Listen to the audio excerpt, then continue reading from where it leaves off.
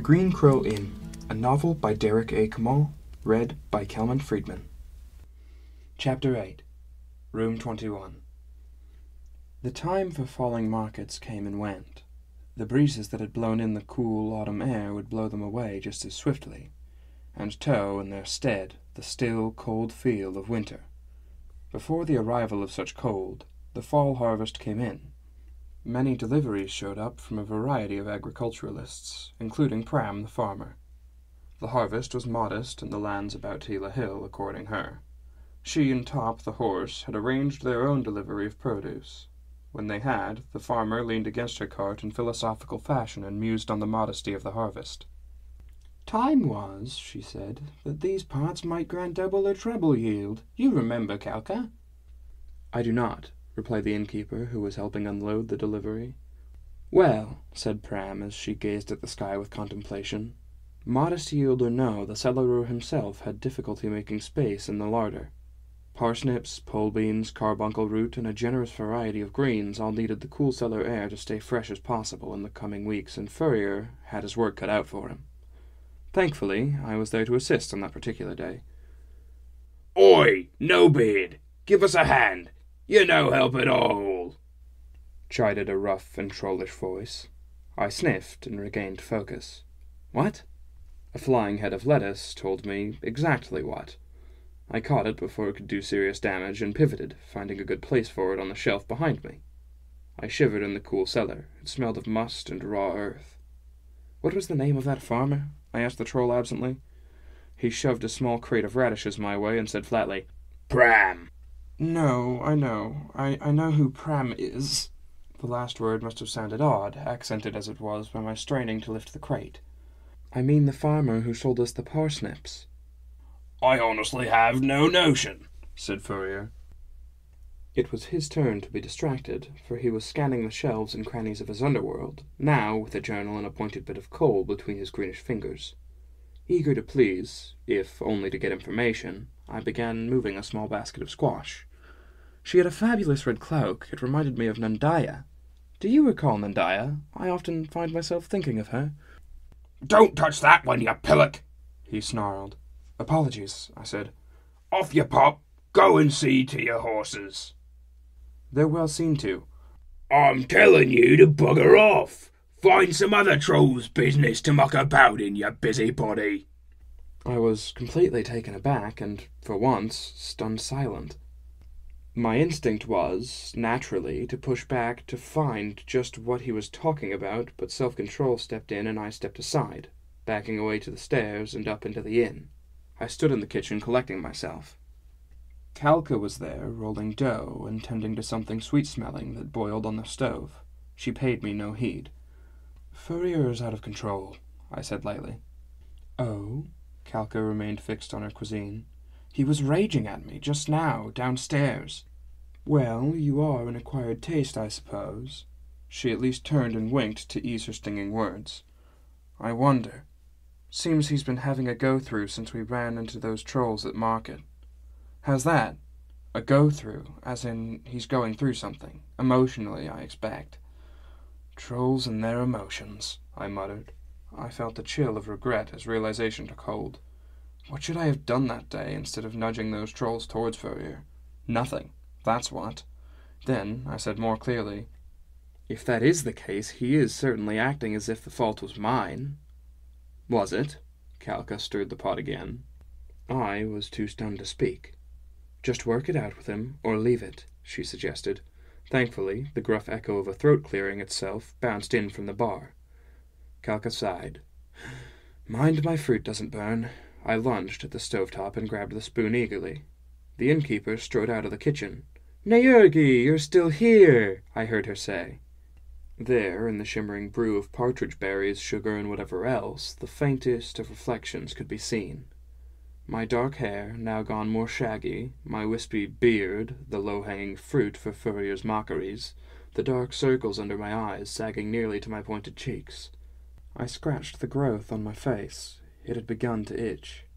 The crow and Nawari slowly warming up to me was good. Great, in fact. But my furtive departure from Callahame tainted it. It was an ever-present shame piled upon my own latent insecurities, not to mention this new development with Furrier, and I had no way to amend it. Not yet, anyway. It all left me feeling anxious. Perhaps I could trust in the inn and its safety to be my medicine. Perhaps... Room 21 is a ruddy mess. The clanking of tray against table spun me about. It was Sumi Kind. Her usually kempt ponytail was falling down in wisps about her forehead and making her look more flustered than usual. "Oh, I am sorry, Torsen. I was expecting our employer," she said in the most adorable way possible. "No worries," I said, smiling. "It is making me so aggravated. These blowhards from the capitals are behaving like I am some kind of slave to them. Not refined guests at all." "We can be aggravating," I said calmly. "Oh!" I assumed she blushed, but kept myself fixed on the simmering fruit, which was becoming a thick reduction. "It's okay," I added, hoping the anxiety I felt did not creep into my voice. "Which capital?" "I am not sure. Should I be finding out?" No, I'm not concerned." I was concerned, but I kept it to myself. Sumi appeared to intuit what was happening and offered some words of comfort. "They are being large cities, no? I am sure not everyone is knowing everybody else. In any case, they should be down soon. You can be speaking to them, maybe?" Then she walked away. As if on cue, Furrier appeared in the doorway to the cellar. Feeling no apprehension, I leapt at the opportunity to produce some goodwill. "Furrier, I want to say—" "No," said the troll, and also walked away. "Fine," I murmured. "Fat face!"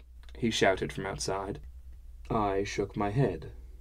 The droll tones of Naergi arguing something with Kalka, and then Sumi provided the background noise for my fruit stirring, which would perhaps continue for perpetuity.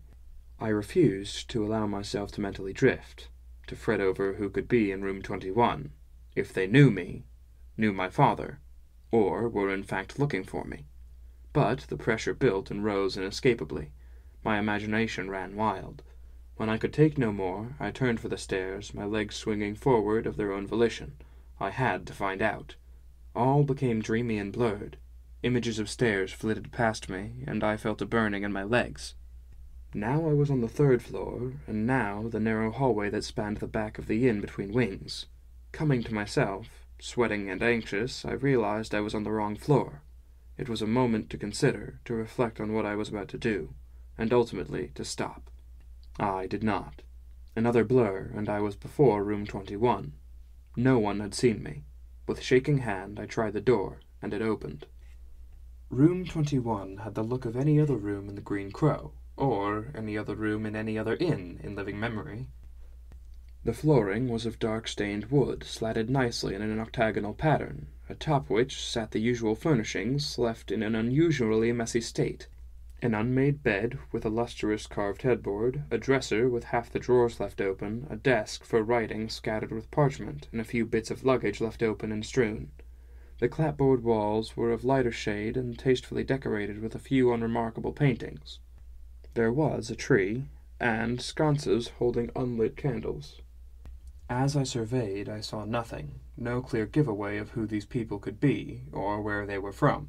I thought again of leaving the room, of cutting my losses and escaping potential detection, but if these people were somehow sent by my father, or even only knew of him, perhaps in a business capacity, it could not be borne.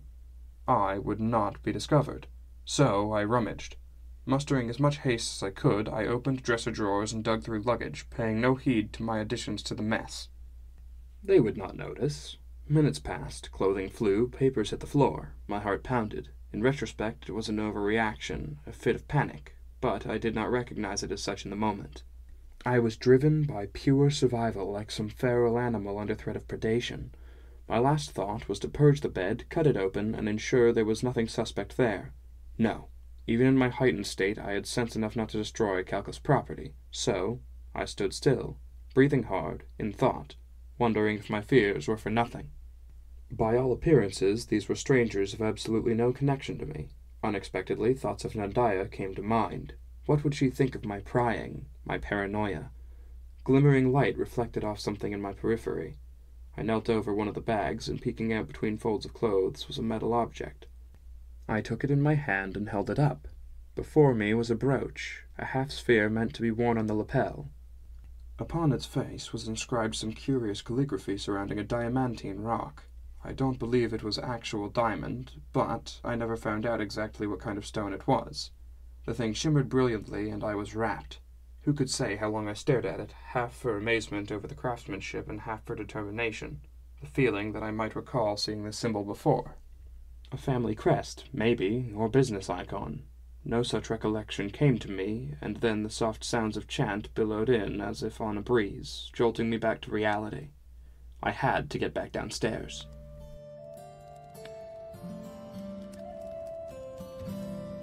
This has been The Green Crow Inn by Derek A. Kamal, read by Calvin Friedman, with music by Michael Elliott.